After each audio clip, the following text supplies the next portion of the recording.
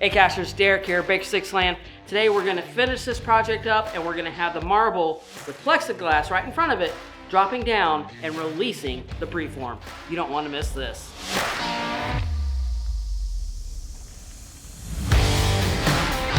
Alright, so before I can put the rails of how the plexiglass is going to mount in here, I need to first come in and sand the edges down just to make it a little bit more flush. There's a couple little bumps.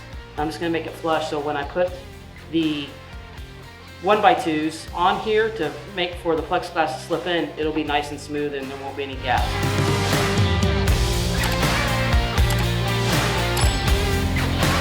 Okay, so now I've got that nice and smooth and sanded, so when I use my 1x2 and I place it on here, there should not be any gaps on the outside. And that's going to help when I add the plexiglass to it. Now what I'm going to do now is take this 1x2 and run it through the router and put the notch into it so when I slide the plexiglass in, it has a place to go.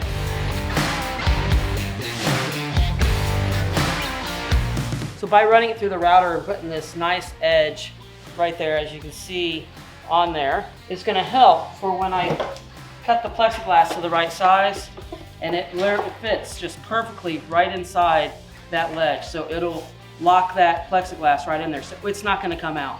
So the next step is to get the wood measured up on the block itself, and we'll get this cut up so we can get it on there and be able to slip the plexiglass in.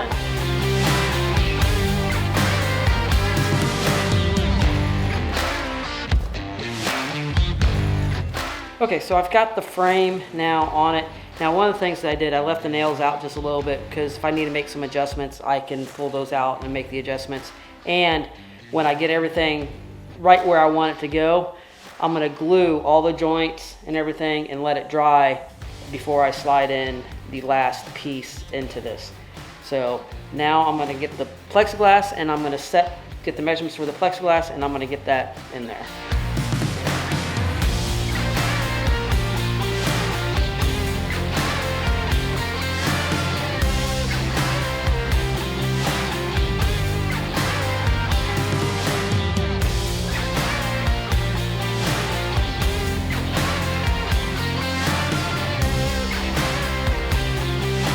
Okay, so the plexiglass fits in here, as you can see. There's the plexiglass fits right in there really nicely. Of course, you need to make sure that the ball moves freely, so I'm gonna drop the ball in.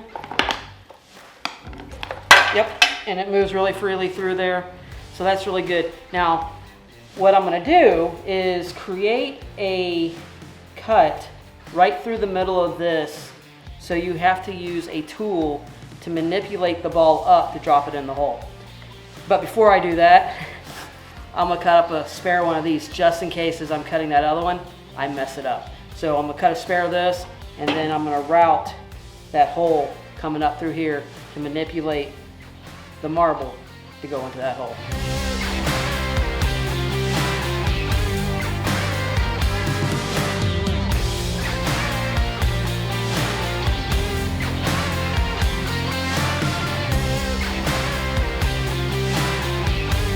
Okay, so the plexiglass is in here now with the notch in here. I do have the ball and I have my tot, which I will put the tots, I'll have tots in here for it somewhere. But what you do is that you're gonna take your nail, your tot, and it is kind of difficult. So even with just one hole, it works really great because you have to learn how to get that ball up here and through here.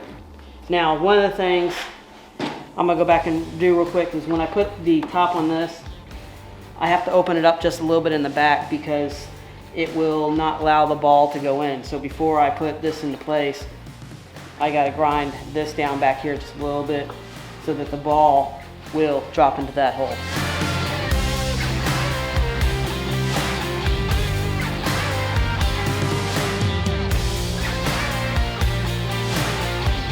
All right, so there you go. I've actually put a door now on the front of it with a lock that you can open up.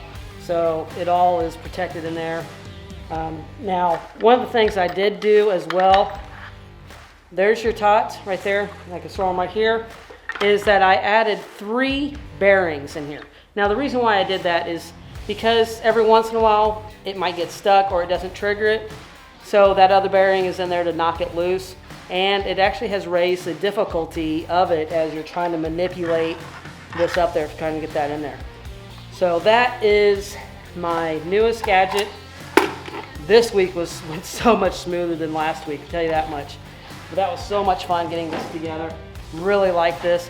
Let me know in the comments what you thought of this and if there was anything that you would do different. Now, before I go any further, some people have asked me about some of my tools, and the one that I really want to show you today is this right here.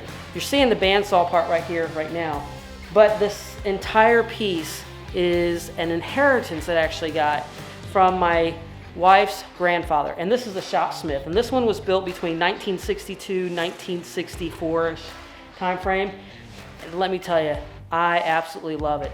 It's not just a bandsaw, it's a table saw, it's a drill press, it's a horizontal bore, it's got the disc sander, and it's a lathe, all in one. So it's like one of the original transformers, and it just manipulates, and it's really cool, and I can still get pieces and parts for it today because they still make them. And you can go to shopsmith.com and see what they've done with them now, but they still, every part that is on the new ones, I can replace on this one as well. So that's really cool. That's like my favorite tool because it's just the all-around great tool that I use. Hey, thank you for joining me today. I hope you've really enjoyed this. Leave me a comment. Let me know what would be maybe the next gadget you'd like to see me build. All right, guys, I will catch you next time right here on Behind the Cache.